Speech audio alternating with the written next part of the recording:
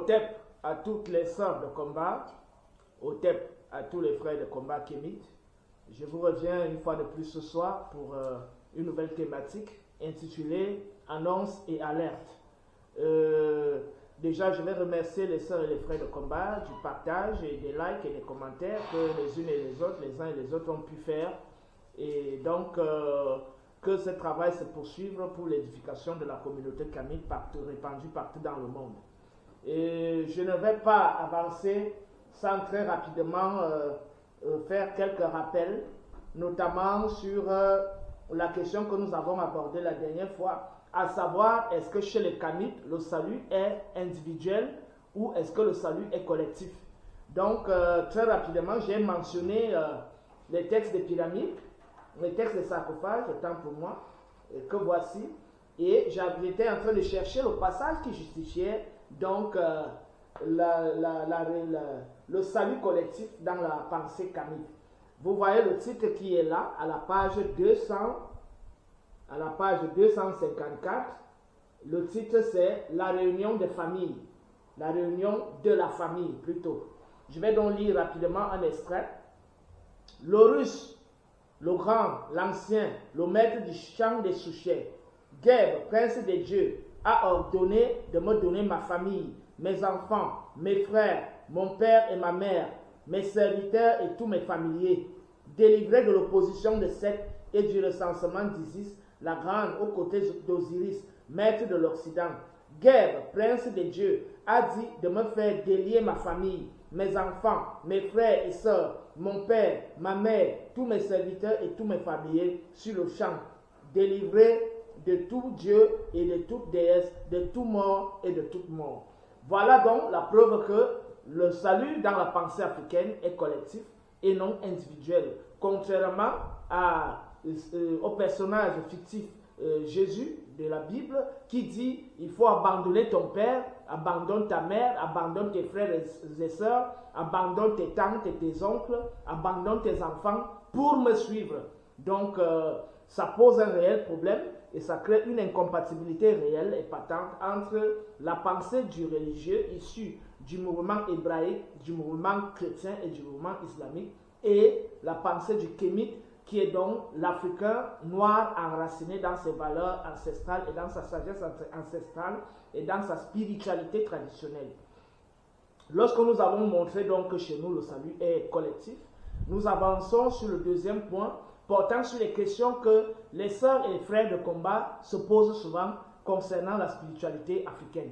Et généralement, cette spiritualité a été noircie par les missionnaires occidentaux locodem qui, en vue de mieux faire passer leur message, ont donc dû utiliser la ruse du dénigrement et du noircissement, de la diabolisation, pour que le noir commence à avoir en aversion sa véritable vision du monde, la vision du monde grâce à laquelle ses ancêtres ont pu survivre, ont pu vivre pendant des centaines d'années, pendant des millénaires, et grâce auxquels ancêtres lui-même existe et desquels ancêtres il a donc acquis le modèle alimentaire, le mode d'alimentation, le mode vestimentaire, le mode d'habitat et la vision du monde, le rapport avec la nature, le rapport tel que nous avons énuméré tout cela dans les 2 derniers épisodes portant sur le religieux et le kamite. Il est donc obligé de se détourner de cette vision du monde que les ancêtres lui ont laissée pour se tourner vers une vision du monde qu'on lui présente comme lumineuse, comme glorieuse, comme issue directement de Dieu, parce que bâtie sur un livre qu'on nomme la parole de Dieu. Et donc, cette spiritualité kamite a été noircie et diabolisée par le missionnaire, c'est-à-dire les prêtres et les pasteurs colons, lorsqu'ils venaient coloniser, évangéliser les peuples noirs. Donc c'est à partir de cette période que les Noirs, suite aux générations qui ont succédé, ces premiers Noirs qui ont été en contact avec les missionnaires blancs, les générations qui ont donc suivi cette génération ont gardé en mémoire que tout ce qui est coutume, tout ce qui est tradition, tout ce qui est spiritualité africaine, tout ce qui concerne vraiment la vision africaine du monde, ce n'est que de la pure sorcellerie. Et cela s'est consolidé par le fait qu'avec la déstabilisation des structures régulatrices de la société, qui étaient constituées du régulateur qui était au centre, de la confrérie de droite qui avait pour but apporter de la prospérité, les ondes positives dans la société, l'innovation, la créativité et le bien-être en ce qui concerne les soins médicaux et tout le reste, et la confrérie de gauche qui avait pour but de punir les fautes commises par les membres de la communauté, et les deux communautés qui étaient donc sous la régence du législateur qui menait donc l'équilibre et qui décidait donc à quel moment fallait-il faire ceci, à quel moment fallait-il faire autre chose. Les missionnaires sont donc venus avec des complicités internes issues des personnes aigries, des personnes faibles mentalement, des personnes avides de richesses, des personnes démesurées, gourmandes, des personnes cupides. Ces missionnaires sont entrés et parfois aussi des personnes frustrées, qui ont été frustrées, peut-être des frustrés de guerres et autres.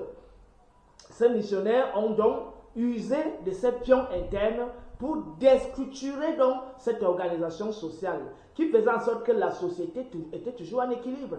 Lorsque le jeune garçon devait trouver du boulot, lorsqu'il devait s'en sortir dans la vie, il suffisait qu'il soit en conformité avec les règles de sa communauté et en conformité avec les lois de l'univers, les lois de la nature, pour qu'il réussisse. Pareil pour la jeune fille, pareil pour tel ou pareil pour tel autre. Donc, il n'y avait pas de problème des personnes qui avaient des difficultés d'accoucher. Et bon, il y en avait, mais on y trouvait des solutions. Il n'y avait pas de problème des jeunes filles qui restaient chez leurs parents sans aller en mariage. Ça, c'était impensable dans l'Afrique traditionnelle. Donc, il n'y avait pas d'hommes désœuvrés, c'est-à-dire qu'il manquait de quoi faire. Et tout au contraire, la société était organisée pour que chacun fasse quelque chose.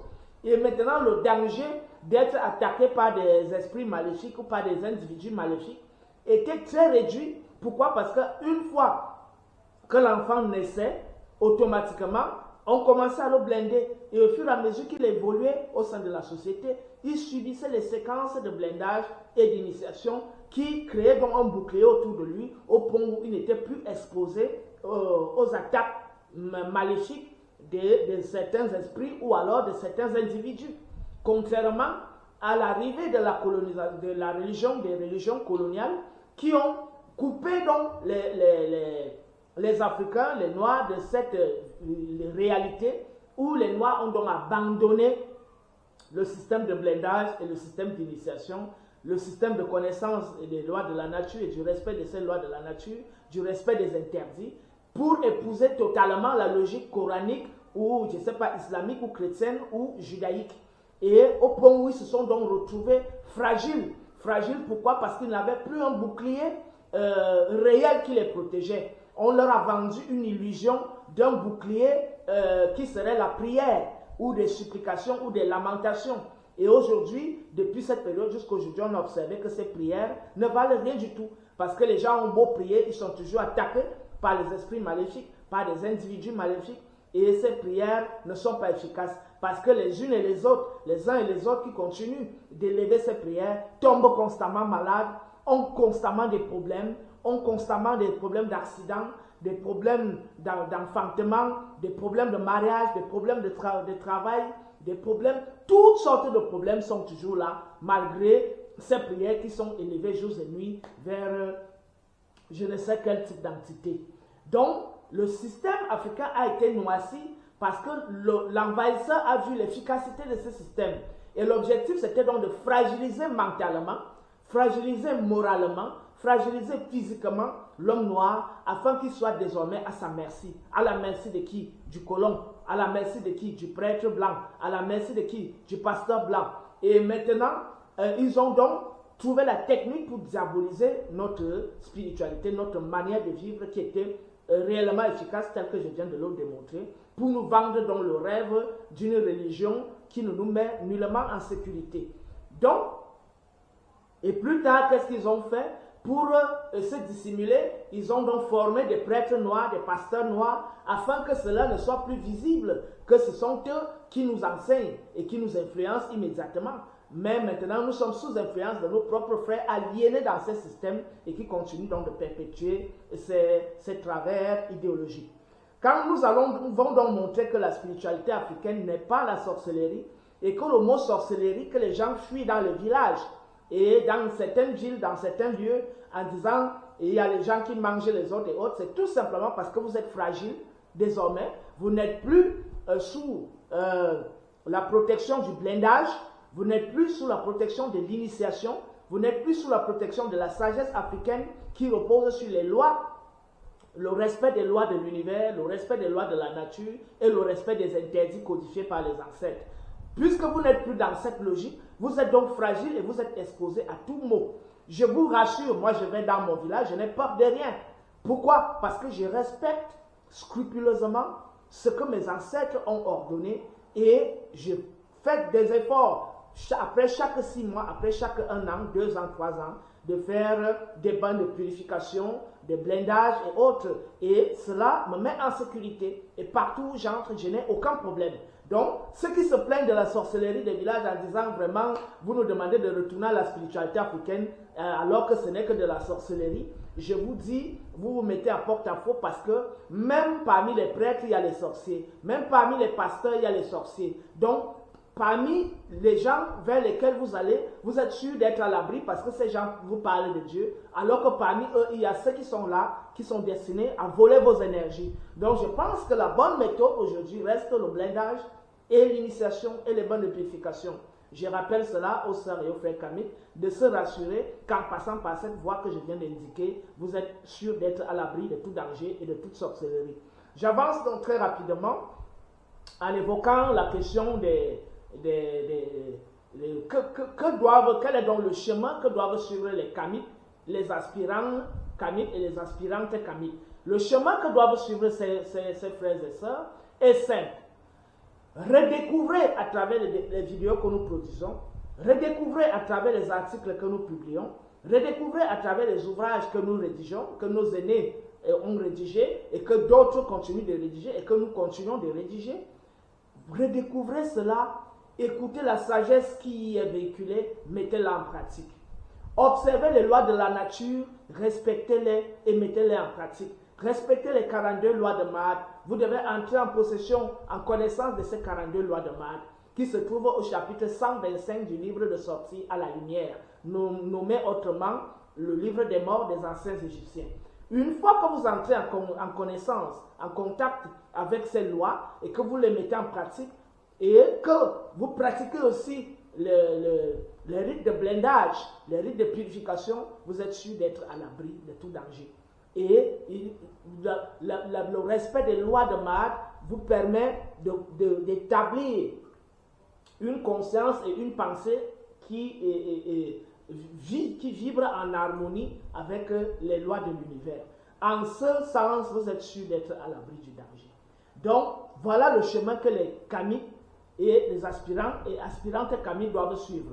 Et dans la mesure du possible, vous pouvez donc contacter les leaders kamites en lesquels vous voyez une certaine vérité se dégager à travers leurs enseignements, à travers la pertinence de leur argumentaire, à travers les sources documentaires sur lesquelles ils s'appuient et à travers les œuvres réelles et pratiques et concrètes qu'ils mènent sur le terrain, à travers les relations qu'ils ont établies avec certains véritables initiés qui gardent encore la vraie essence de la spiritualité africaine. Vous pouvez donc vous rapprocher de cela pour pouvoir obtenir les rites de purification, les rites de blindage et d'autres types d'enseignements qui pourraient vous permettre d'asseoir votre confiance dans le combat et d'asseoir votre détermination pour mener l'Afrique une fois de plus vers l'émancipation et vers le rayonnement qu'elle a connu, cette Afrique qu'elle a connue d'antan. Il y a de cela 2 ou 3 000 ans. Lorsque j'ai dit cela, je vais faire rapidement quelques annonces. Ces annonces portent sur, première annonce, parmi les œuvres que je pose sur le terrain, de manière pratique. J'ai eu à participer à la création d'une association en 2016-2017 nommée Telep Katiopa. Cette association, on a fait un chemin, mais finalement, elle n'a pas pu continuer de voir le jour parce que le leader est décédé, notamment le docteur Parbet, qui était le sous-directeur à l'époque à l'hôpital général du côté de Mousso. Il était donc un cardiologue, il est décédé en 2019. Malheureusement, suite à son décès, le mouvement n'a pas pu prospérer. Et ensuite, je me suis aussi évertué à participer à la création d'une chaîne de télé nommée Kemet TV. Et comment cette chaîne de télé a-t-elle vu le jour? Un frère béninois nommé Gwendo Mabou, qui est un Bounon, un prêtre vaudou, qui constamment est au Bénin et qui a aussi une famille ici au Cameroun, a tissé des liens de fraternité et d'amitié avec moi. Un jour, il m'a donc demandé de l'accompagner à Douala pour aller rencontrer la communauté béninoise de Douala.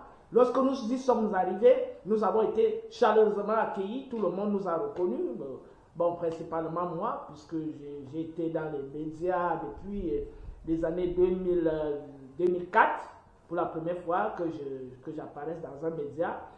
C'est en 2004 à la CRTV, mais ce n'était pas encore dans le sens de ce combat. Et j'entre donc dans la communication médiatique, dans le sens de ce combat à partir de 2016, dans une radio nommée Royal FM. Et puis j'ai été sollicité à la CRTV, et puis j'ai été sollicité par la suite à Vision 4. Ensuite, j'ai été sollicité à Canal 2, et ensuite j'ai été sollicité à Afrique Média.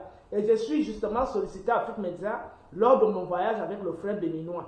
Lorsque nous avons terminé d'être reçus, accueillis par la communauté béninoise de Douala, le soir même, je ne sais pas qui avait alerté les frères d'Afrique Média que nous sommes à Douala, ils nous ont appelés et ils nous ont demandé de participer à une émission nommée Village des Mystères.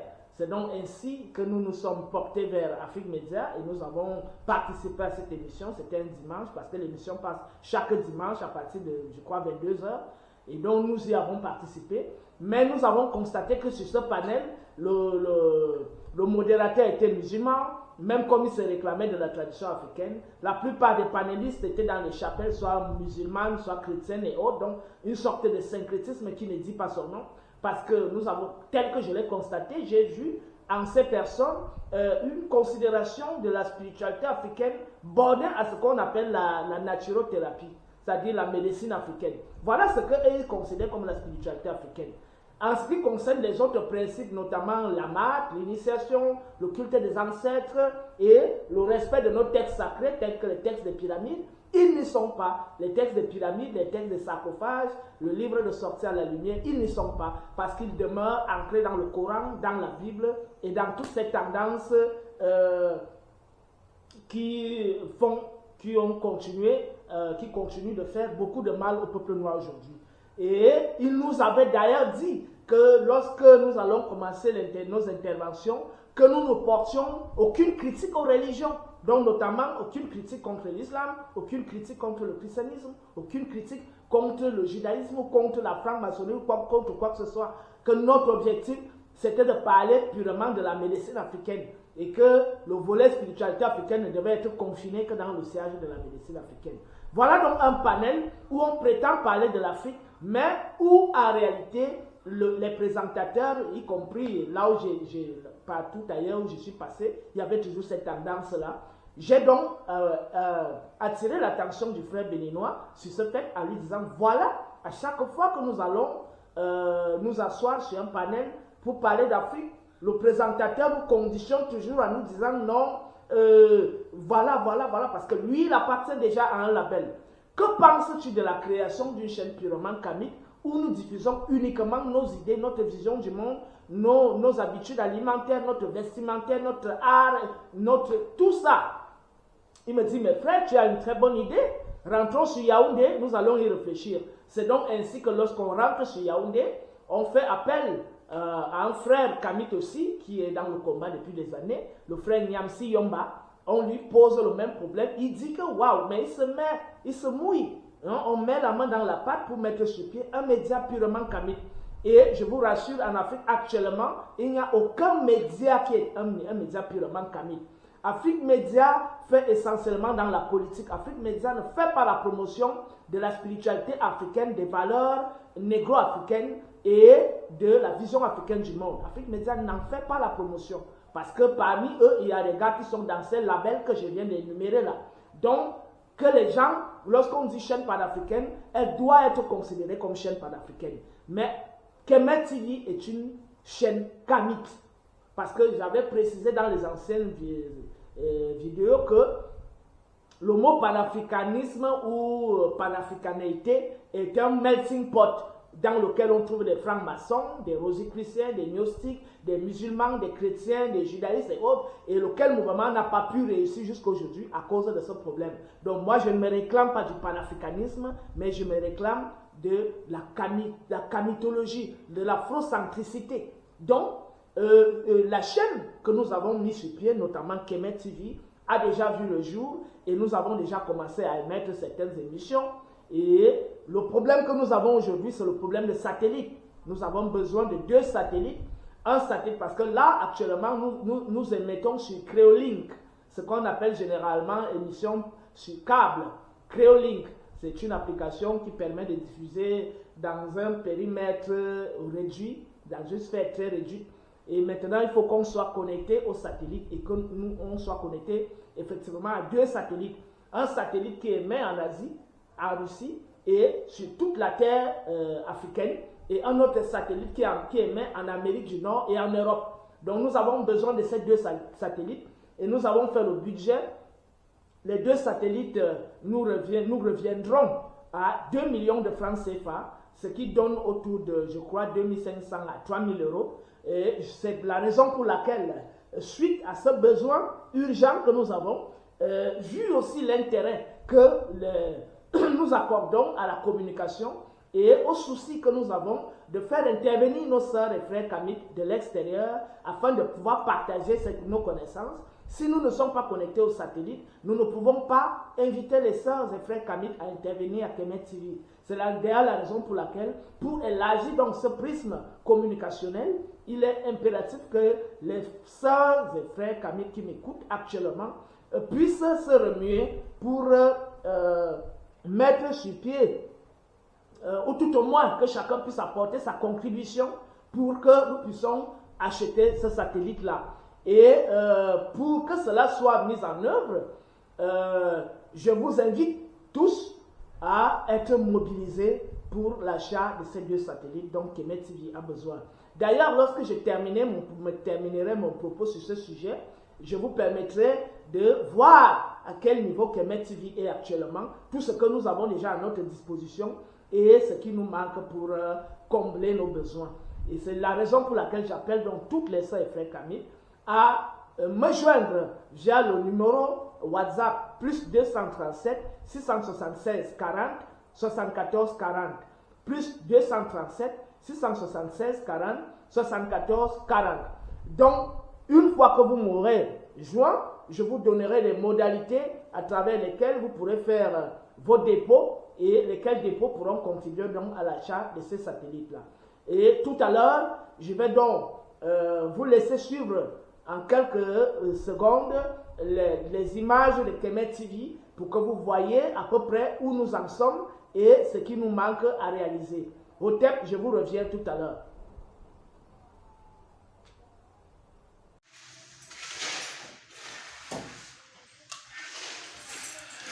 Voilà, ici nous sommes dans le bureau du président du groupe multimédia Kemet Saret Media Group, qui comporte la télévision, Kemet Télévision. Donc ça c'est son bureau, comme vous voyez là. C'est également notre frère béninois qui est engagé, très engagé dans le combat noble pour la renaissance du continent de l'Afrique. Donc, il va s'asseoir et certainement dire un petit mot. Alors, Président. Oui. Oui, juste un petit mot à l'endroit des frères de la diaspora. Je ne peux que leur dire d'abord merci. Merci pour avoir adhéré à cette lutte, une lutte commune qui est la nôtre. Je ne peux que leur demander de continuer, de persévérer dans ce qu'ils font déjà. Merci à toute la diaspora qui nous fait confiance. Et nous n'allons pas les décevoir, mais ce qui est important, c'est que on dit 2, on est fort, 3, on est fort, plus nombreux, on est encore plus fort. Donc, qu'ils conscientisent le cœur de tous nos frères de la diaspora parce que eux autres, ils sont à côté. Et que la lutte commence même effectivement par là-bas parce que les religieux sont devenus ce qu'ils sont, pas parce qu'ils ont œuvré chez eux, ils sont venus chercher les territoires fertiles en évangélisation en Afrique. Donc eux-mêmes qu'ils les imitent et qu'ils fassent comme eux et que beaucoup de gens, beaucoup d'Africains adhèrent à cette lutte. Et c'est vrai qu'en Afrique, il y a beaucoup de consciences qui sont déjà éveillées. Et la belle preuve, il y a Kemet TV, qui est une plateforme de diffusion pour tous les Kamites. Et ça a été créé comment? Parce qu'on a l'habitude de fréquenter, d'aller et de répondre à certaines invitations de certaines émissions des télévisions qui se revendiquent les télévisions africaines, mais quand on est là-bas, on ne nous permettait pas de dire de parler de tout ce qui concerne véritablement l'Afrique. À des moments donnés, on nous impose même ce que nous allons dire. Et voilà, c'est comme ça, vous connaissez bien que moi, qu'au retour d'une émission, d'une télévision que je ne vais pas citer, que l'idée on était parti avec d'autres, et au retour, on s'est dit pourquoi les Africains, les Kamites ne peuvent pas créer leur propre télévision.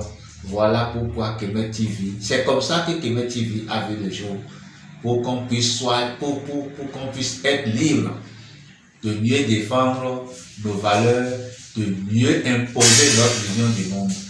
Et on vient de commencer et je sais qu'avec l'aide de tous les amoureux de l'Afrique, de tous ceux qui rêvent pour qu'un jour l'Afrique puisse devenir l'Afrique, puisse contribuer et que Québec soit effectivement Québec, que l'Afrique soit effectivement Afrique. Voilà, très bien. Voilà les artefacts, n'est-ce pas, du rite vaudou. Donc, voilà le modeste bureau du président. Nous allons poursuivre le périple. Voilà, ici c'est la station relais. Quand il y a coupure de courant, c'est à partir de ce groupe électrogène, toujours un don d'un camion de la diaspora. Comme vous constatez là, c'est la station relais. Donc quand on a rupture de courant électrique, c'est ce relais, n'est-ce pas, qui nous permet de produire. Voilà. Donc voilà l'insigne de la Mahat, n'est-ce pas, qui est le logo même de la télévision. Donc partout sur les murs de la télévision, vous allez voir ce logo qui est l'insigne de la Mahat. Voilà. Là, ce sont les différents plateaux, un de nos plateaux. Tout à l'heure, quand on va monter en studio, vous allez voir où on les pose souvent, n'est-ce pas, pour faire les émissions. Voilà. Et nous prenons donc les escaliers. Une fois de plus encore, voilà une image de la Mahat qui représente le logo, n'est-ce pas, de la télévision.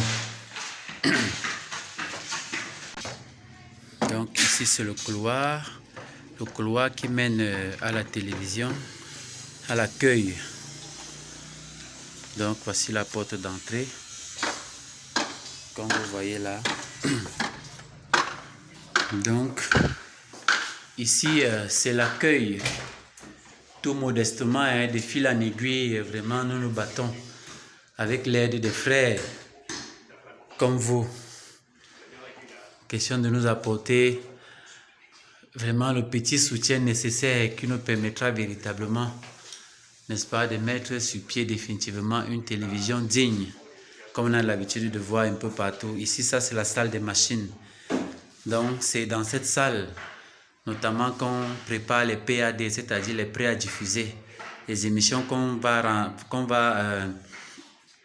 réaliser à l'extérieur, avec soit des initiés, avec des professeurs, des oncologues, des docteurs. C'est ici donc justement qu'on les monte avant de passer à la diffusion. Et là, en ce moment, c'est la télévision en direct qui est en train de passer, comme vous voyez là. Donc ici, nous sommes à la régie. Comme vous voyez là, la régie d'antenne. Donc c'est ici qu'on cuisine toutes les émissions qui passent en direct dans le studio où je vais vous amener tout à l'heure.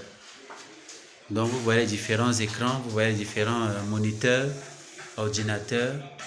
La mini console, c'est vrai qu'elle n'est pas adaptée, mais pour le moment, on fait avec parce qu'on n'a pas de choix. Vous voyez un peu. Voilà.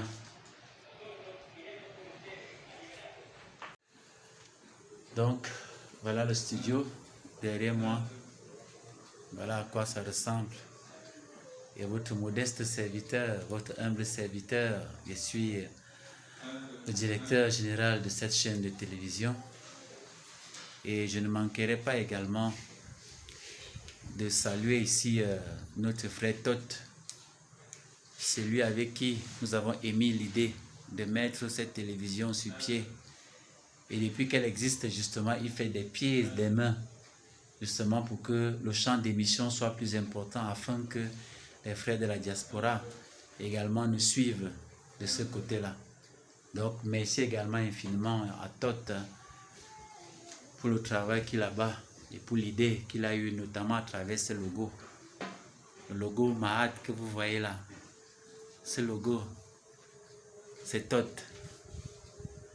Donc, voilà un peu notre modeste studio. Et j'en attends encore beaucoup, et qui m'amène à toute cette démarche aujourd'hui, que je suis là aussi assis avec vous, quoi, par l'action.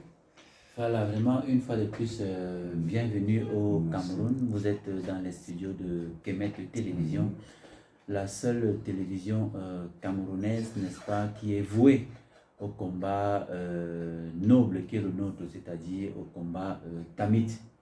Donc, c'est vrai que dans certains pays africains, nous avons des télévisions similaires, mais pour le moment, nous sommes au Cameroun et dans les studios de Kemet Télévision. Donc, nous luttons, c'est vrai, ce n'est pas facile, et nous n'attendions pas que ce soit facile, parce que le combat que nous menons est encore très étrange pour un certain nombre d'Africains. Donc, ils ne prennent forcément pas ça positivement. Mais à travers la Mahat, comme nous savons ce que nous voulons et surtout où nous allons, avec des frères comme Tot qui ont véritablement participé à la naissance de ce projet, de cet outil qui est Kemet Télévision. D'ailleurs, pour vous faire une confidence, le logo que vous voyez là, c'est lui qui a initié le logo qui est devenu celui de la télévision. Donc, voilà.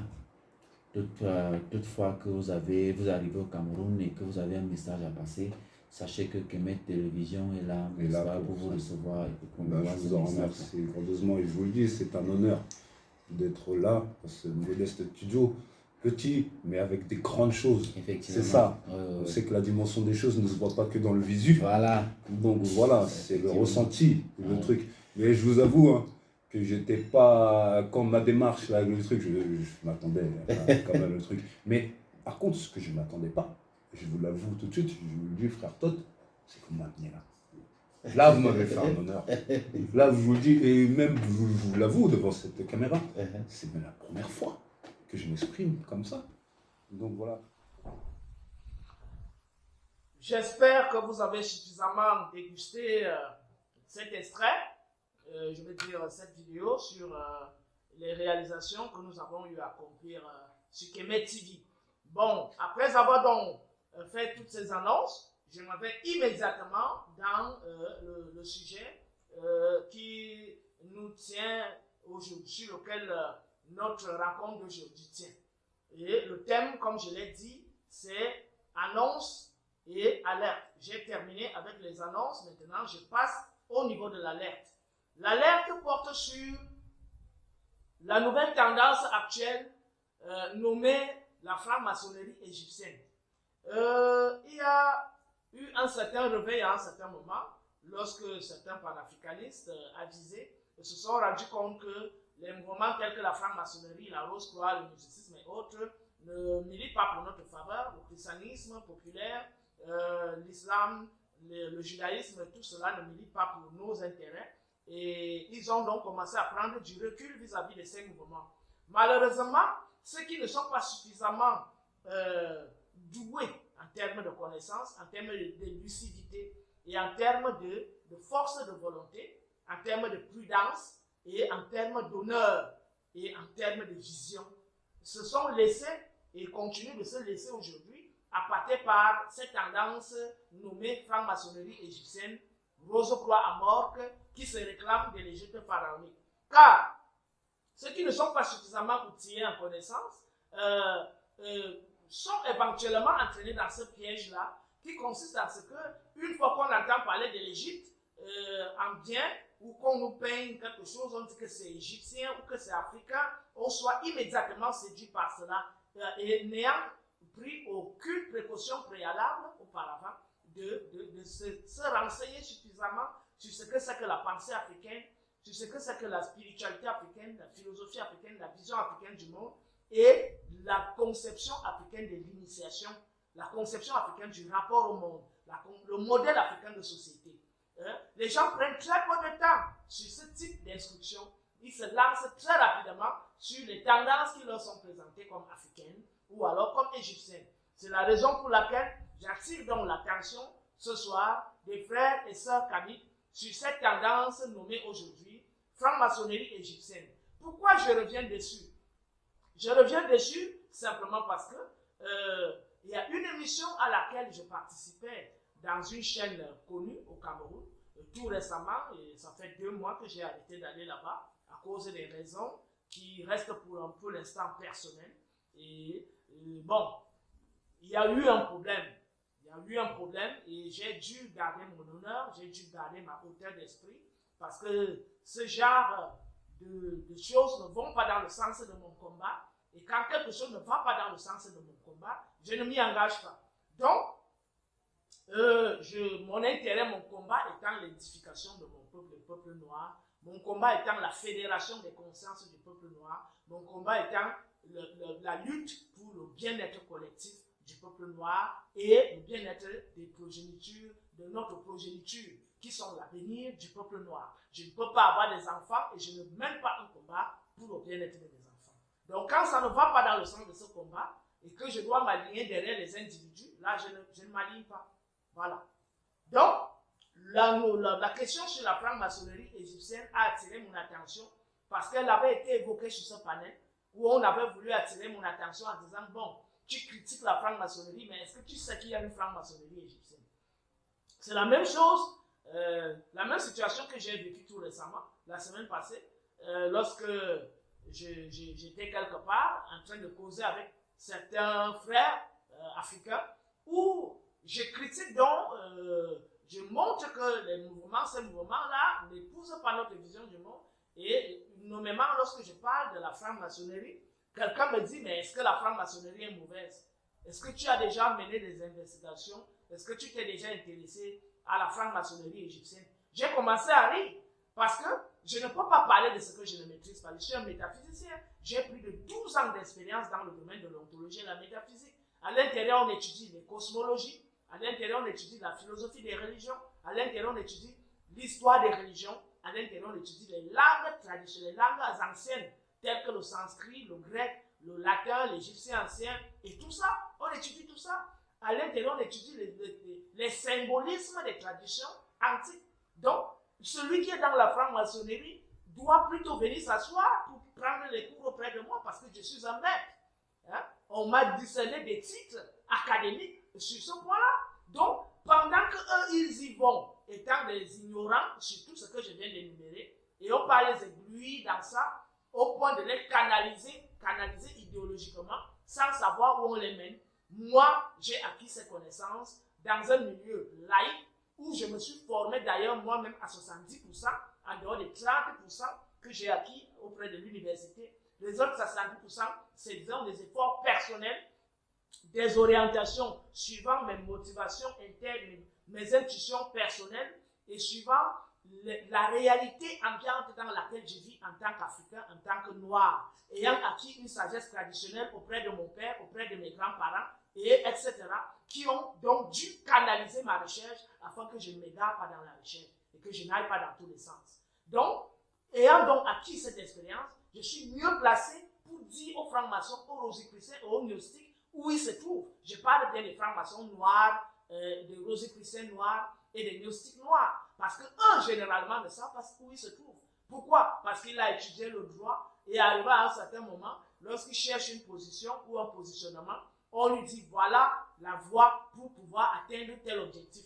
Il n'y est pas parce qu'il a commencé à étudier ça très tôt. Il y est par opportunisme ou par coaching ou par ces histoires de parrainage. Généralement, les gars s'y trouvent dans ces conditions-là. Bon, certains vont me dire qu'ils sont des autodidactes, ils ont lu les livres. Il ne suffit pas de lire les livres. Il y a ce qu'on appelle la méthodologie de recherche. Si tu ne maîtrises pas cette méthodologie, tu vas lire n'importe quoi et tu vas mélanger n'importe quoi avec n'importe quoi sans donc ce discernement épistémologique qui te permettait de pouvoir séparer les choses qui ne vont pas ensemble. Donc, j'ai décidé de développer ce thème ce soir de manière très succincte parce que je ne vais pas trop m'y attarder. Par conséquent, je vais très rapidement vous lire l'historique de ce mouvement nommé la franc-maçonnerie égyptienne. Donc, cette franc-maçonnerie remonte à plus de 200 ans. Donc, le rite maçonnique égyptien remonte à plus de 200 ans. Donc, ce mouvement se réclame d'un rite primitif qui aurait été pratiqué à Paris en 1721, mais dont l'existence historique n'est pas démontrée. Et ce mouvement se réclame aussi, donc c'est le mouvement des rites maçonniques égyptiens, se réclame aussi du rite primitif des Philadelphes. Voilà. Quelles sont donc les origines de ce mouvement? Le premier à rédiger un ouvrage en rapport avec ce mouvement s'appelle Athanasius Kircher, autant pour moi. Athanasius Kircher. Et c'est qui? C'est un égyptologue, auteur de l'ouvrage intitulé Aegyptiacus. Donc, Oedipus Aegyptiacus. C'est ça le titre. Et l'ouvrage est paru en 1652. Donc, ensuite, il y a plusieurs rites ou ordres initiatiques ont existé en France à la fin du XVIIIe siècle. Ils se présentaient comme héritiers de divers courants mystiques non maçons, beaucoup plus anciens. C'est le cas, par exemple, donc, des mouvements qui ne se réclamaient pas de la franc-maçonnerie, mais qui étaient plus anciens, des mouvements initiatiques. C'est le cas des architectes africains en 1767. Les architectes africains, ça nous donne au moins l'idée de l'installation de la franc-maçonnerie en Afrique à travers le Sénégal et son assise en Côte d'Ivoire. Donc, c'est les deux pays aujourd'hui qui sont les sièges, les grands piliers, ou les piliers même d'ailleurs les plus anciens de l'infiltration de la franc-maçonnerie en Afrique. Vous devez le savoir. Donc, lorsqu'on parle donc des architectes africains, ce mouvement est né en 1767.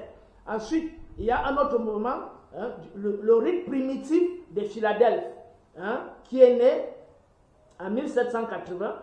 Ensuite, le mouvement du rite des parfaits initiés d'Égypte, qui est né en 1787. Ensuite, le mouvement de l'ordre sacré des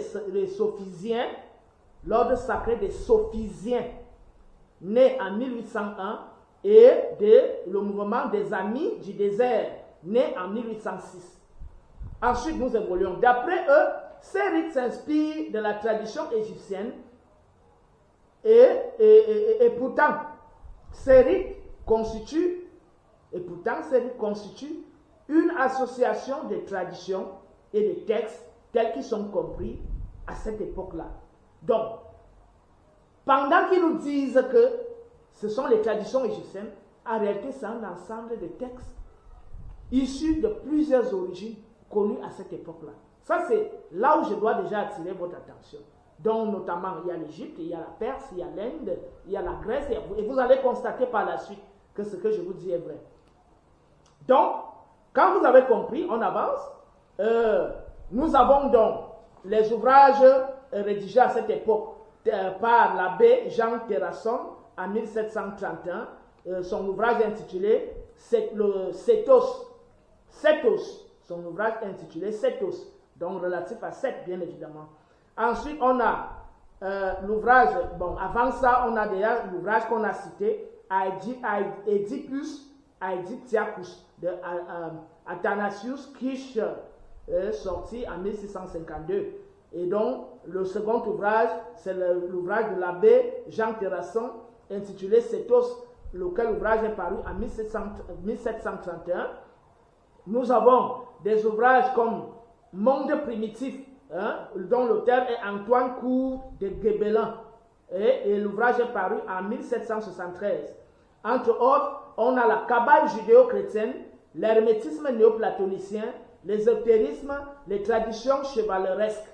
Il faut préciser ici que la Kabbale judéo-chrétienne, qui est fait mention ici, n'est qu'une sorte d'attrape-nigo que les Hébreux de l'Antiquité tardive jusqu'au 6e, jusqu'au 10e et au 13e siècle, jusqu'au 15e siècle même, ont pu opérer, se rendant compte que les convictions, le symbolisme, la vision sur laquelle leur spiritualité était bâtie, et c'était du vent. Et étant donc entré en contact avec l'école d'Alexandrie, notamment à travers les enseignements de Plotin, de Jamblique, de Proclus, de Porphyre et tous ces gens, y compris certains prêtres d'Isis qui demeuraient encore dans l'Égypte malgré sa chute et tout ça, ils ont donc concocté ces savoirs pour constituer ce qu'on appelle la Kabbale judéo-chrétienne. Donc le livre phare est le Sefer Azoar. Et il y a d'autres ouvrages, notamment le Sefer Yetzira, le Sefer Abaï et tout ça. Il y a plein d'autres ouvrages, mais le livre phare c'est le Sefer Azoar qui est paru en 1500 de l'ère actuelle. Donc, dans cet ouvrage, on découvre qu'il y a beaucoup de tendances égyptiennes et judaïsantes qui s'imbriquent, qui se mélangent, et des tendances gnostiques. Donc, c'est en réalité un melting pot qui n'est pas un savoir authentiquement hébreu. Donc, c'est pour cela qu'il fallait apporter quelques éclaircies sur le courant de l'hermétisme judéo-chrétien.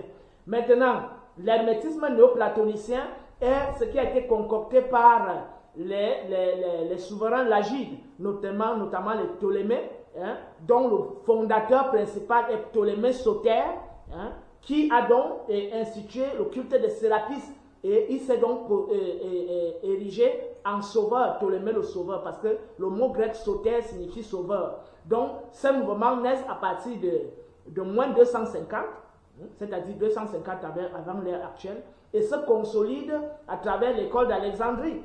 Et les néoplatoniciens et les néopythagoriciens, ce sont donc eux qui ont constitué la doctrine nommée l'hermétisme néoplatonicien.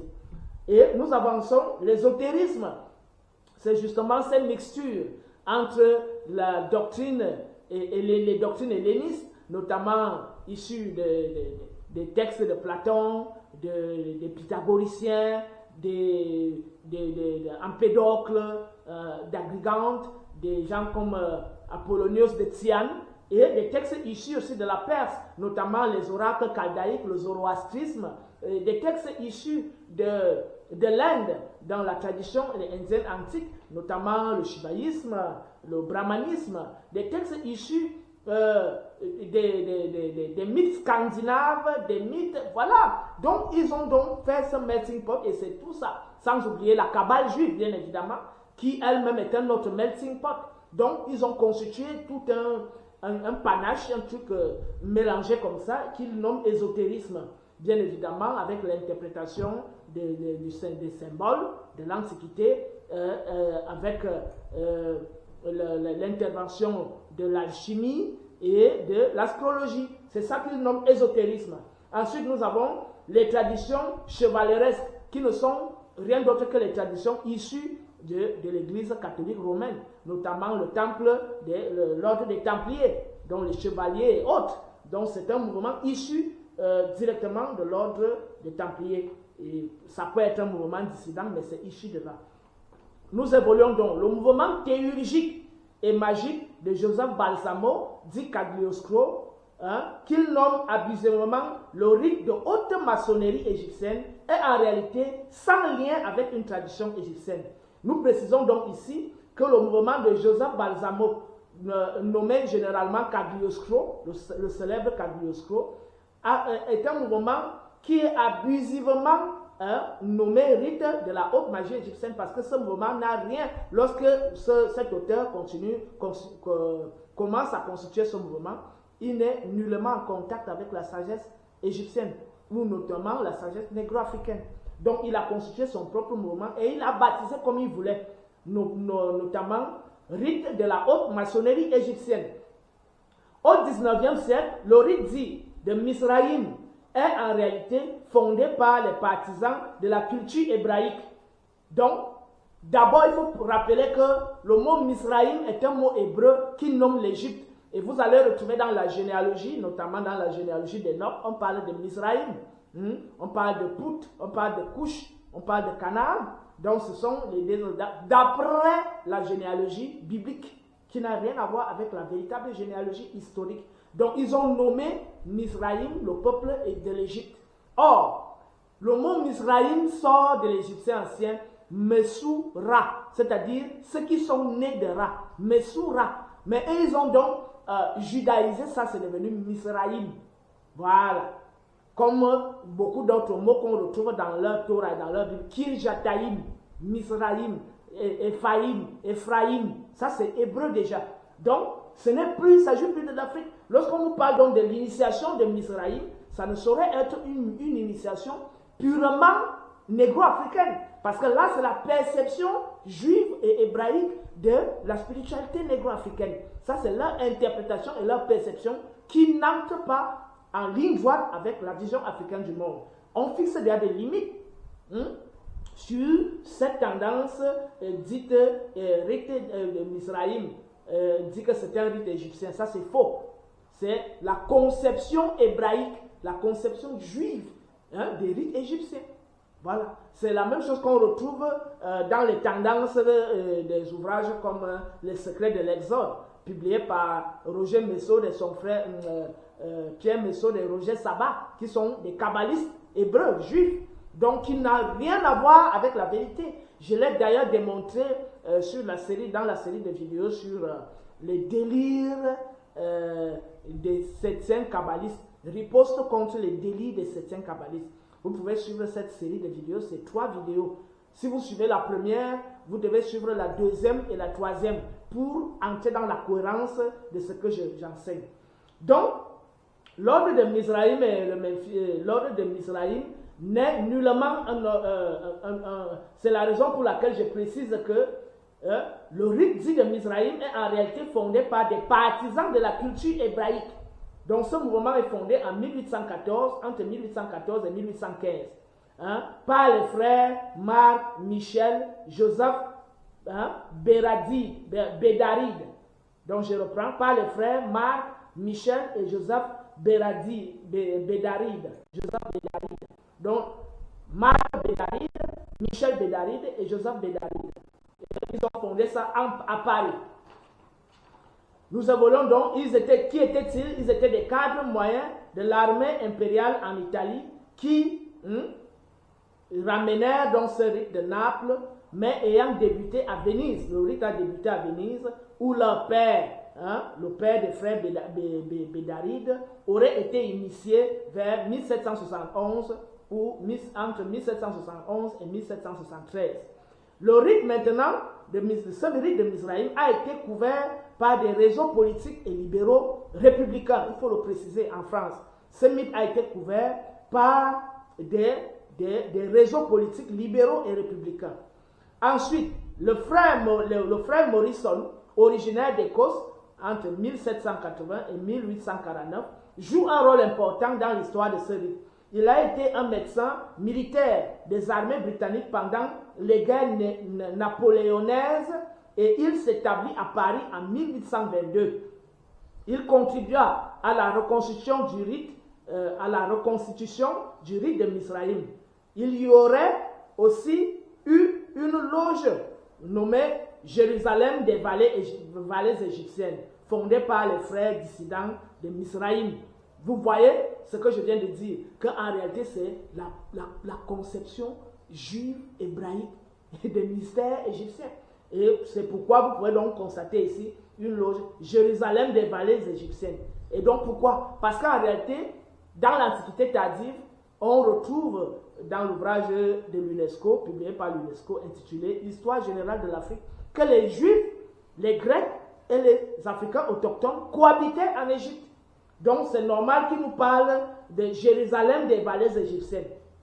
Bon, nous avançons. La loge de Misraïm ferme en 1889, en 1899.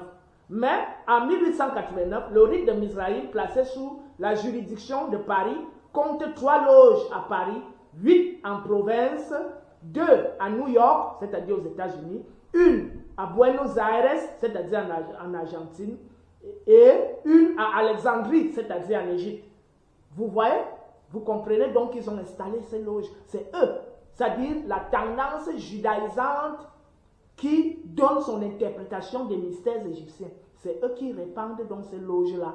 Ils en installent à Alexandrie, à New York aux États-Unis, à Buenos Aires en Argentine et en France. Voilà, ça c'est très important pour que vous compreniez ce qui se passe actuellement. Là nous sommes vers les années 1889. Ensuite, le rite de Memphis naît vers 1838. On a fini avec le rite de Misraïm. Le rite de Memphis naît vers 1838 sous l'influence de Jean-Étienne Marsonis de Nègre. Mais que le mot nègre ne vous impressionne pas, en réalité c'est un locoderme. Je ne sais pas, peut-être que c'était un vendeur de nègres, hein, mais peut-être c'était un esclavagiste, moi je ne sais pas. Donc, je ne comprends pas comment un locoderme peut se nommer de nègre. Donc, puisque vous pouvez aller sur Google, vous tapez ce nom, je reprends, Jean-Étienne Marsonis de Nègre, vous allez voir que c'est un locoderme. Et il n'a rien à voir avec un métis. Il fut exclu du rite de Misraïm. Vous voyez? Donc même le rite dit de Memphis est issu du rite de Misraïm. Pourquoi? Parce que c'est un dissident du mythe de Misraïm dont nous avons exposé l'imposture tout à l'heure en disant que c'est la perception juive des mystères égyptiens ou africains. Il est donc issu de ce mouvement pour aller fonder le rite de Memphis. Il devient ensuite le grand hiérophante du rite de Memphis qu'il avait fondé. Il l'implantait aux États-Unis, en Roumanie et en Égypte. Ce rite affiche des sympathies républicaines. Rite ancien et primitif de Memphis et Misraïm, c'est un autre rite. Il y a d'abord le rite de Misraïm, ensuite il y a le rite de Memphis, et le troisième rite, c'est le rite ancien. Donc tous les rites qui se réclament de la tradition égyptienne, c'est eux que j'énumère là. J'ai d'abord dit le rite de Misraïm, maintenant duquel est issu le rite de Memphis, parce que c'est un dissident de Misraïm qui a créé le rite de Memphis. Et maintenant, plus tard, il y a le rite ancien et primitif de Memphis et Misraïm, fondé par qui? Le grand hiérophante Giuseppe Garibaldi. Giuseppe Garibaldi en 1881. Ensuite, au 19e siècle, nous avons l'antique et primitif rite oriental de Memphis-Misraïm, qui est fondé par Gérard Ancos, nommé Papus. Vous allez taper sur Google, en PDF, vous allez trouver beaucoup d'ouvrages sur Papus, que j'ai d'ailleurs lu en 2007-2008. Et chaque fois, il nous parlait du rite de Misraïm et Memphis, mais j'avais constaté que ce n'est que de l'imposture, parce que ça n'a rien à voir avec les rites strictement négro-africains, hein, élaborés et structurés par nos ancêtres, les Messoutes et les Ouabous, c'est-à-dire les prêtres, les grands prêtres. C'est leur perception, hein, c'est-à-dire judaïser des mystères africains. Il faut le préciser à chaque fois qu'on évolue. Donc, lorsqu'on dit donc antique et primitif rite oriental de Memphis-Misraïm, Memphis-Misraïm, est fondé par Gérard Ancos, dit Papus, en 1908 en France. Vous constatez que c'est toujours en France. Soit c'est en France, soit c'est en Italie. Ou alors les autres mouvements maçonniques en Écosse. Ensuite, on a donc ce rite ancien et primitif de Memphis-Misraïm est réformé par Robert Ambelin en 1960 et rebaptisé sous le nom de Grande Loge française du rite ancien et primitif de Memphis-Misraïm. Son successeur, donc le successeur de Robert Ambelin, fut Gérard Kloppel en 1985. Donc Gérard Kloppel a succédé à Robert Ambelin à cette plage, en cette position de grand maître en 1985. Cette loge éclate à partir de 1995 pour s'achever le 24 janvier 1998. Elle éclate en deux branches. La première branche, c'est la Grande Loge symbolique de France sous l'impulsion de Georges-Claude Vieilledan. Georges-Claude Vieilledan et l'autre restant fidèle à Gérard Klopper, c'est-à-dire l'autre branche, est nommée sous le nom de la Grande Loge française masculine de Memphis-Misraïm. Nous évoluons. En 1998, la Grande Loge française du rite ancien et primitif de Memphis-Misraïm est dissolue par le tribunal de Guétéil. En 1999, 6 loges et 4 triangles se rapprochent du Grand Orient de France, tant par affinité personnelle que philosophique, et y obtiennent leur intégration, ainsi que le réveil de la patente du rite égyptien détenu par le Grand Orient de France depuis 1862. En 2007, Gérard Kloppel, donc le remplaçant et successeur de celui que nous avons nommé Robert, je crois, on l'a nommé comment? Le successeur de, nous avons parlé de, le successeur de Robert Ambelin. Donc, Gérard Kloppel est le successeur de Robert Ambelin. Donc, nous étions dans la train de dire en 2007, ce successeur de Robert Ambelin, nommé Gérard Kloppel, participe à la création de la curieuse association dénommée Confédération internationale franc-maçonnique. L'ordre mondial franc-maçonnique. Donc, vous voyez comment la toile se tisse. C'est-à-dire les tendances hébraïques ou judaïsantes disent qu'ils se réclament de l'Égypte, tel qu'on le lit dans l'ouvrage de Roger Sabat et Messod, nommé, intitulé Les secrets de l'Exode, tel qu'on le lit là-bas. Ils ont donc eu cette intuition de dire qu'ils se réclament de l'Égypte. Parce que, ayant constaté que la tradition purement hébraïque est une tradition pleine de vacuité et pleine de sable mouvant, il fallait donc se greffer à une spiritualité qui avait une réelle essence, une réelle puissance, la déformer à leur guise et constituer donc ce qu'on appelle les mystères de Misraïm, Memphis, avec leurs textes kabbaliques tels que le Sefer Azoa et tout ce que vous connaissez. Tous ces mouvements, vous allez constater que ce qui règne au cœur de ces mouvements, c'est la Kabbale hébraïque. Rien d'autre, la Kabbale judéo-chrétienne. Donc, je vais poursuivre très rapidement parce qu'on n'a pas assez de temps. Il crée donc le mouvement, Gérard Kloppel, en 2007, crée donc le mouvement dénommé Confédération internationale franc-maçonnique. Mais quand on dit internationale, est-ce que les Chinois sont dedans? Non. Les Chinois ne sont pas dedans, puisque les Chinois ont leur vision de la spiritualité. Est-ce que les Indiens sont dedans? Non. Mais certains Indiens qui sont nés aux États-Unis, en Angleterre, ils sont. Et on veut donc faire croire que même les Indiens y sont. Alors que l'hindouisme orthodoxe ne s'y reconnaît pas. Est-ce que les Russes se reconnaissent dans ce mouvement Confédération internationale franc-maçonnique? Non. Le pouvoir russe, avec l'orthodoxe, l'église orthodoxe russe, ne s'y reconnaissent pas. Voilà. Y compris toutes les églises orthodoxes, même celles de Turquie. Est-ce que les islamistes fondamentalistes s'y reconnaissent? Non. Ceux qui s'y reconnaissent, ce sont les islamistes affairistes, qui font dans le business. c'est eux qui peuvent se retrouver dans ce moment Confédération internationale franc-maçonnique. Mais je voulais préciser qu'il ne suffit pas de dire business, parce que les Chinois font leur business, mais ils n'y sont pas. Les Indiens en font, mais ils n'y sont pas. Les Russes n'y sont pas. Je parle des autorités russes, du vrai pouvoir russe. Je ne parle pas des Russes qui font du business aux États-Unis, en Angleterre et en France. C'est-à-dire ce qu'on nomme généralement les milliardaires russes, qui ont fui d'ailleurs leur pays parce qu'il y a eu une rectitude qui est surgie après la chute du mur de Berlin. Il y a un leader qui est venu donc réinstaurer cette rectitude et les pervertis ont fui pour aller donc se greffer, se retrouver dans ces organisations.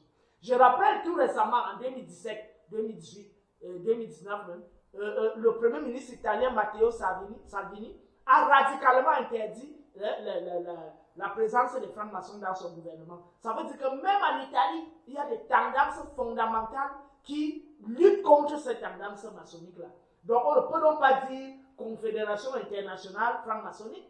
Ce n'est pas parce qu'on trouve quelques Japonais, quelques Indiens, quelques ceci, qu'on va dire que c'est international. Les pouvoirs de ces peuples-là ne s'y reconnaissent pas. Or, la politique se gère par le pouvoir. La spiritualité fondamentale de ce peuple-là se gère par le clergé et qui travaille en adéquation avec le pouvoir politique. Donc c'est un mot qui jette la poudre aux yeux et qui fait croire aux gens que quand tu es dedans, c'est que tu es dans l'universel. C'est faux.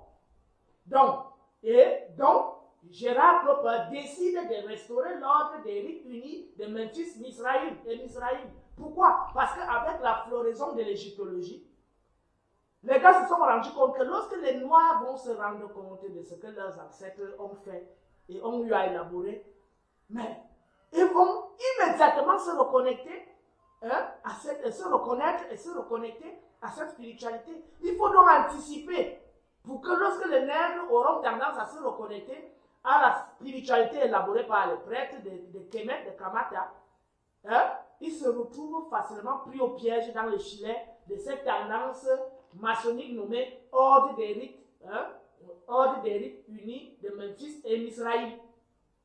Mais son adversaire qui aurait été radié du mouvement en 2007, nommé Chekna Silla, ainsi que son successeur Willie Ryemakers, considèrent comme nul et non avenu cette destitution. Willie Ryemakers prit le 6 janvier 2008 un décret de radiation du rite de Gérard Kloppel. Contrairement aux autres rites maçonniques, la filiation d'un rite égyptien repose sur un seul homme ou une femme, ou une seule femme, ce qui permet à toute franc-maçonne et à tout franc-maçon de fonder une nouvelle branche du rite une fois un certain degré atteint, 90 pour le rite de Misraïm et degré 95 pour le rite de Memphis-Misraïm. Mais facilite aussi les impostures et rend la légitimité de chaque branche pratiquement invérifiable. Lorsque nous avons donc terminé, nous passons immédiatement de manière succincte sur la conception philosophique de ce mouvement.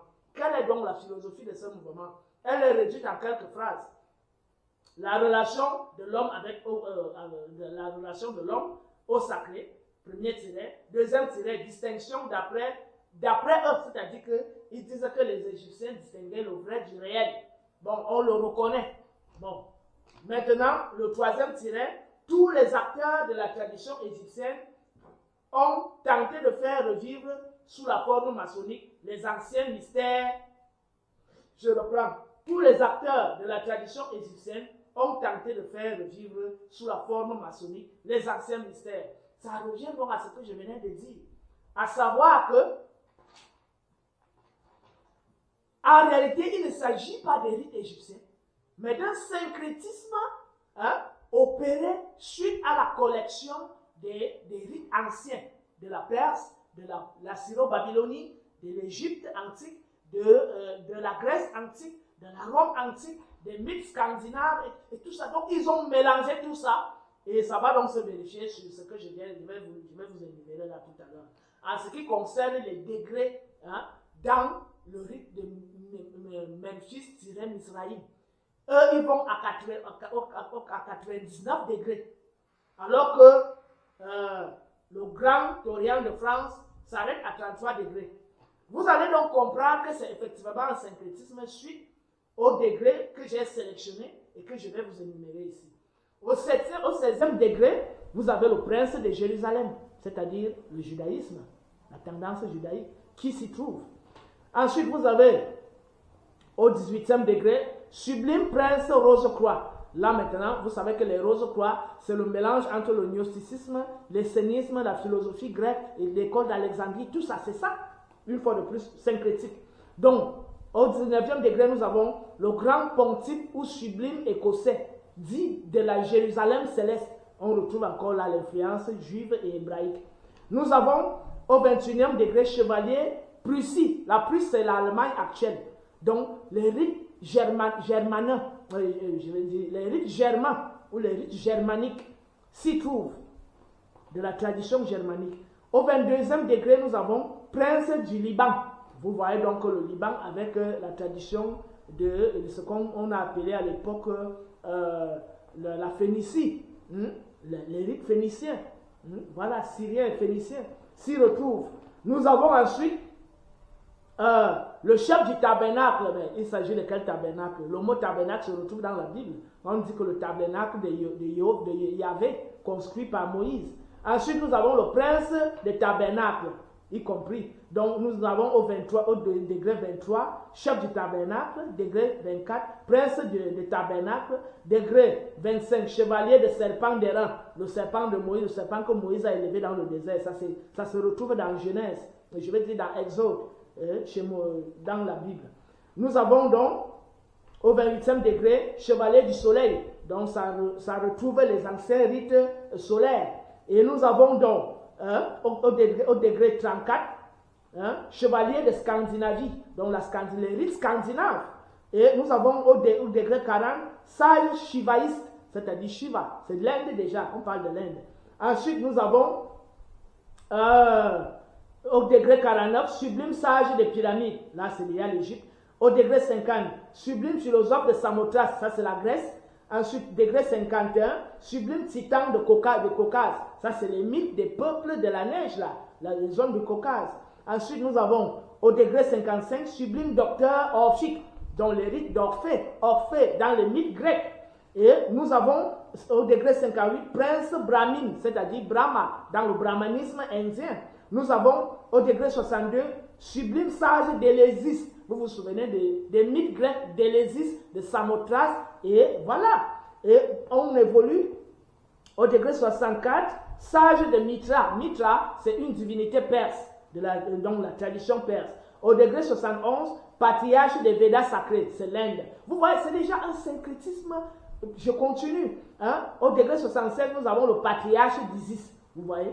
Voilà. Ensuite, nous avons le grand pontife de la Thébaïde, au degré 78. Au degré 81, nous avons le patriarche de Memphis.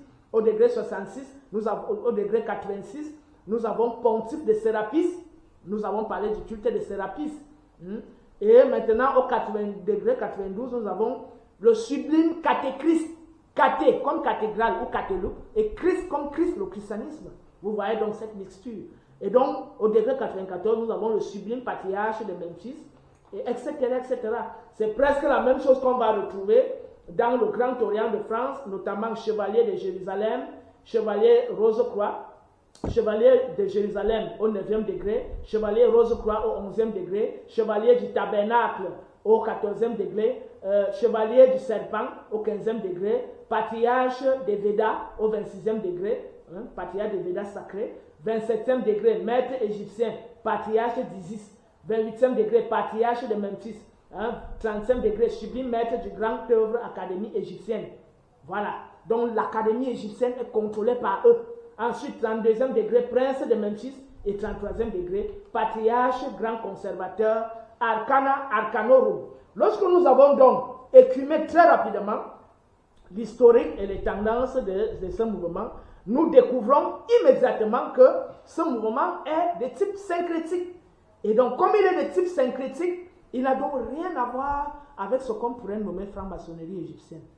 Parce que dans mon article, rapport entre le culte nubo-égyptien et les cultes traditionnels de l'Afrique noire actuelle, je montre clairement que toute tendance syncrétiste est automatiquement balayée.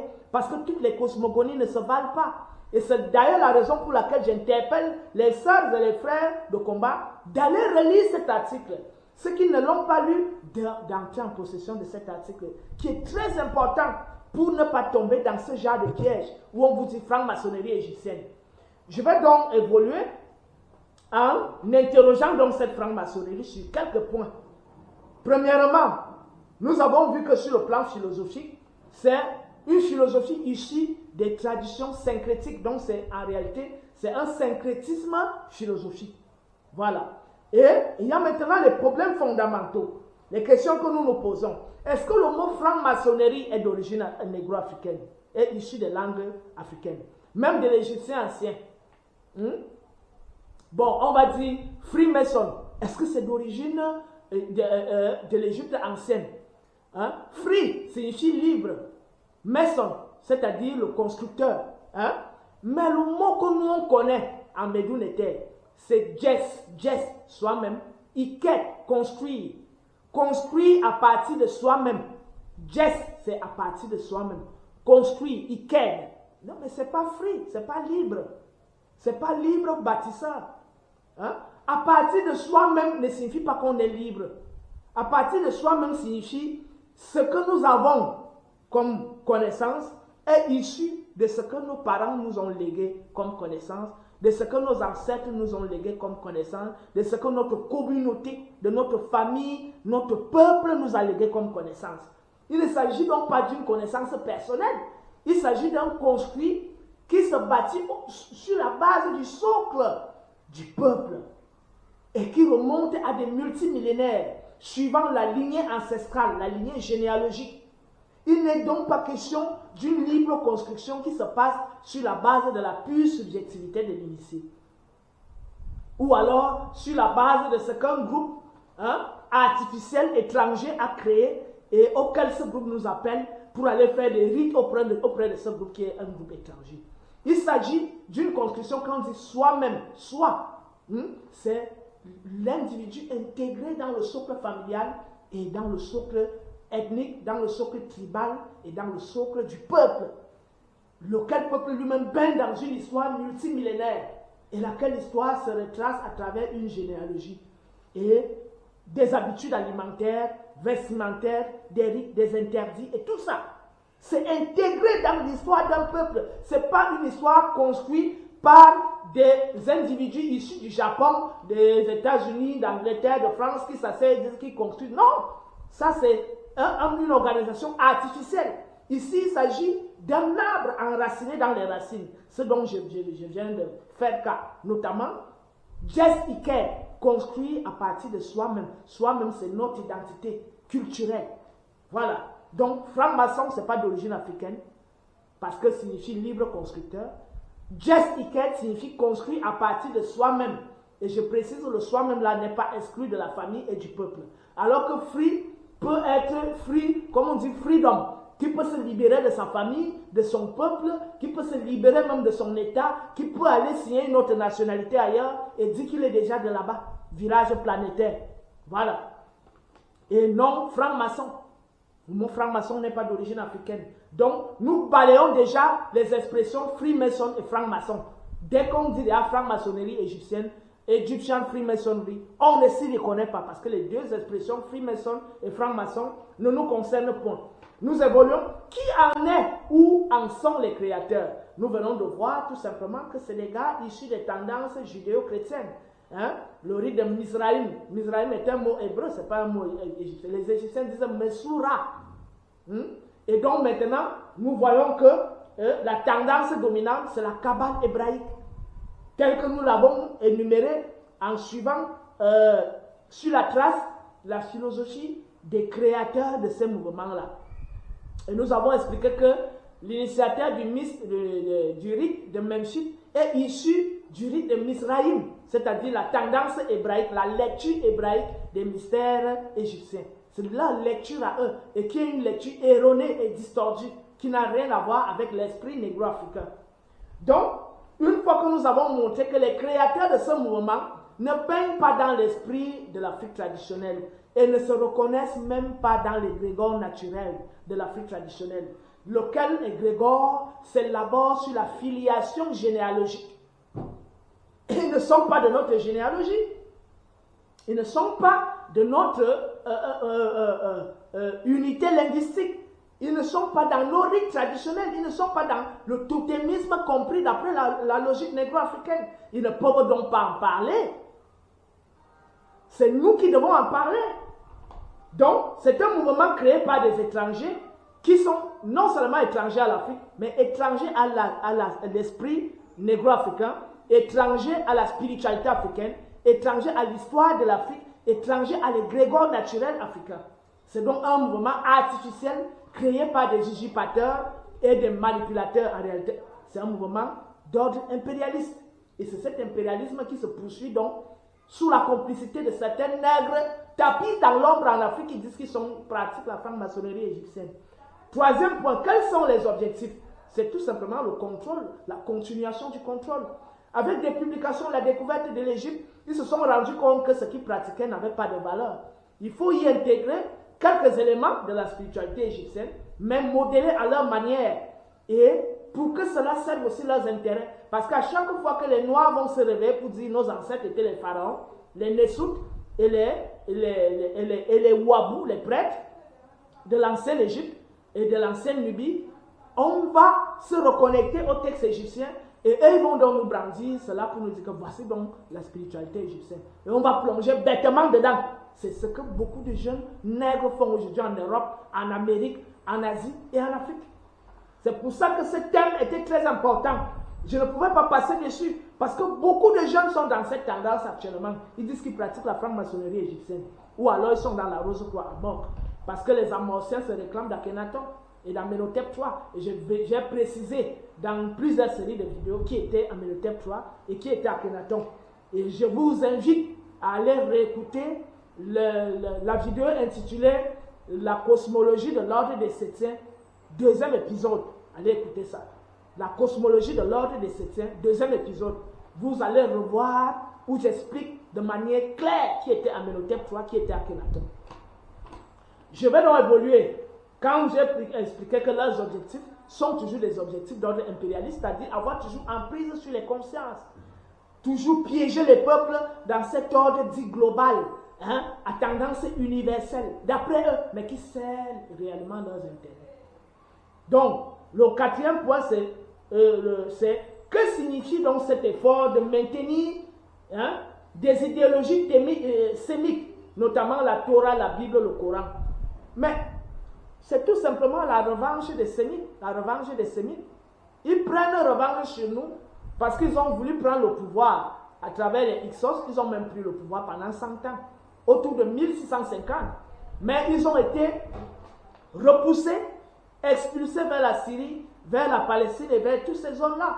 Ils ont donc nourri un souci de revanche historique. Et donc, lorsque l'Égypte a réussi à tomber, ils ont donc dit que les Noirs vont demeurer éternellement nos esclaves. Et nous sommes donc piégés par leurs idéologies aujourd'hui. Le judaïsme, le christianisme, l'islam, c'est-à-dire la tradition sémite. Qui sont les sémites? Ce sont les ancêtres d'Abraham. Qui est Abraham? Abraham est le père d'Isaac, c'est-à-dire l'ancêtre des Hébreux, des Juifs, et d'Ismaël, c'est-à-dire l'ancêtre des Arabes. Quand on a compris ça, la boucle se boucle. Ils ont donc aussi mis sur pied, en dehors de ces religions populaires, notamment le judaïsme, le christianisme et l'islam, ils ont mis la tendance ésotérique pour essayer d'égaler nos mystères africains, en créant donc les mouvements gnostiques, la Kabbale, la franc-maçonnerie, les mouvements rosicruciens et tout ce que vous voyez aujourd'hui. Tout le monde qui s'y trouve est déjà piégé. Je viens donc de montrer que la franc-maçonnerie égyptienne n'est rien d'autre qu'un piège. Je viens de montrer que la Rose-Croix à Morgue est un piège. Y compris les Rose-Croix, les autres Rose-Croix, y compris le gnosticisme. Donc, cela signifie que c'est un effort de continuer d'avoir l'emprise sur les consciences des Noirs et de continuer de les soudoyer, de continuer de les contrôler et de les dominer idéologiquement, mentalement et spirituellement. Donc, tous les nègres qui se réclament de la franc-maçonnerie en disant « tu ne connais pas la franc-maçonnerie » doivent venir prendre les cours.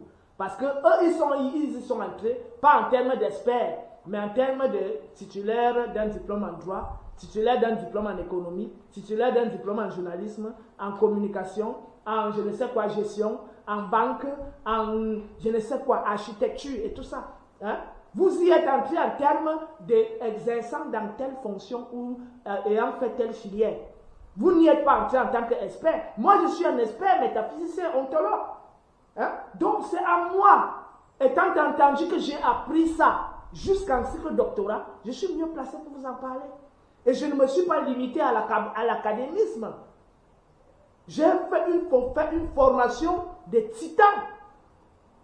Donc, ceux qui veulent me tester sur les débats peuvent convoquer un débat et on voit vraiment qu'il y a les pieds sur terre. Je pense que j'en ai vaincu tout ce que j'ai rencontré sur mon chemin en termes de débat face à face. Donc, je vais évoluer en disant que qu'est-ce qui nous appelle donc actuellement? Qu'est-ce qui nous appelle actuellement? Ce qui nous appelle, c'est quelques éléments. La question que nous nous posons, c'est que où est la cohérence entre une invention étrangère et la force ou les forces endogènes authentiques qui font mouvoir la terre noire et l'âme des Noirs? Où est la cohérence entre ce qui a été créé? Vous voyez que ça a été créé en France, en Italie, parfois en Écosse. Vous ne voyez pas que ça sort des colons? On vous dit que c'est universel, mais ce sont ces gens qui continuent de vous discriminer, de vous dominer à tous les niveaux, jusqu'aujourd'hui. Comment le colon peut-il mettre quelque chose sur pied jusqu'à tu dis que c'est important? Hein? Un ordre idéologique créé par un colon, tu t'y retrouves, toi, le petit nègre là. Tu fais quoi là-bas? Hein? Ça veut dire que tu n'as rien compris. Tu as fait l'école pour avoir les diplômes et de manière opportuniste, tu t'es retrouvé auprès des parents qui t'ont conduit bêtement là-bas et tu te retrouves là-bas. Et après avoir y été moulé pendant des années, tu trouves que là où tu es, c'est normal. Net comme la prostituée justifie sa prostitution, net comme l'homosexuel justifie son statut d'homosexuel, net comme le voleur justifie son statut de voleur. Parce que l'habitude étant une seconde nature, ce qu'on a pris l'habitude de faire devient une chose normale qu'on doit défendre même si c'est idiot. Même si c'est dangereux pour notre propre peuple. Même si c'est dangereux pour notre propre progéniture. Même si c'est dangereux pour notre propre avenir. Même si c'est dangereux pour notre... Qu'est-ce que sais-je encore? Pour la nature, on va s'y adonner. Parce que nous sommes déjà habitués à ça. Et l'habitude étant une seconde nature, ça crée donc une maladie psychologique qui demande une bonne psychanalyse.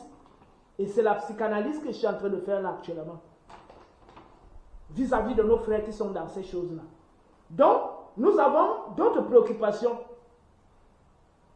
Les fondements de la franc-maçonnerie égyptienne, ou non, sont en défaveur de la dignité et de l'émancipation du peuple noir. Donc, que ces fondements soient égyptiens ou non, c'est en défaveur de nos intérêts. Pourquoi? Parce que c'est créé par l'agresseur. Donc, on n'a aucun intérêt à y être. Même si on vous montre les symboles égyptiens, ne vous limitez pas aux symboles. Ce qui est important, c'est l'ancrage sur la terre. Le lien mémoriel avec tes ancêtres, avec ta vraie histoire, pas celle racontée par les autres à travers ces ordres-là, mais telle que l'histoire est réellement élaborée. Je crois que les Cheikh Anta Diop ont fait un énorme travail là-dessus, y compris des historiens actuels en Afrique, sérieux, qui continuent de mener un travail sérieux là-dessus. Donc, il n'y a pas de marge à accorder à ces mouvements-là qui ne nous concernent pas. La franc-maçonnerie égyptienne ne concerne pas les Kaniks. Si les panafricanistes sont dedans, libre à eux. Parce que le panafricanisme y a toujours regorgé. En a toujours regorgé. C'est-à-dire des francs-maçons, des rosicruciens, des gnostiques, des chrétiens, des musulmans, des judaïstes. Le panafricanisme ne nous concerne pas. Ce qui nous concerne, peut-être le concept panafricanisme, oui. Mais les leaders et leurs idéologies et leurs tendances ne nous concernent pas. PAN signifie l'Afrique unie, la Fédération africaine, telle qu'élaborée par l'Osiris Diop dans ses ouvrages, dans ses travaux. Ensuite, nous avons donc le dernier point, l'interprétation de l'histoire de l'Égypte et du symbolisme égyptien n'est pas adéquat à la vision africaine du monde. Donc, l'interprétation de l'histoire et du symbolisme égyptien dans cet ordre maçonnique dit égyptien n'est pas adéquate à la vision africaine du monde. Pourquoi? Parce que dedans, vous allez retrouver les tendances kabbalistes ou le suprémacisme blanc et tout ça, tel que je viens de le montrer là. Et puis, quand vous retrouvez des textes indiens, des textes perses, des textes babyloniens, des textes hébreux, des textes scandinaves, des mythes scandinaves, des mythes ceci, on vous donne l'impression que toutes les cosmogonies se valent. Mais c'est un piège dans lequel on vous entraîne. Parce qu'en réalité, on veut créer quelque chose qui donne l'impression de rassembler tous les peuples, mais qui en réalité est faux à la base et qui ne sert que l'intérêt des leaders de ce mouvement-là. Lorsque j'ai donc terminé de dire cela, je vais donc conclure en ces termes. J'interpelle toutes les sœurs de combat et tous les frères de combat kémites à tisser des liens forts avec des véritables leaders érudits qui ont à cœur leur peuple, l'essor de leur peuple, l'émancipation de leur peuple, le rayonnement à nouveau de leur peuple, qui ont à cœur le bien-être de notre progéniture. Life is full of ups and downs, the carousel of love, good times, bad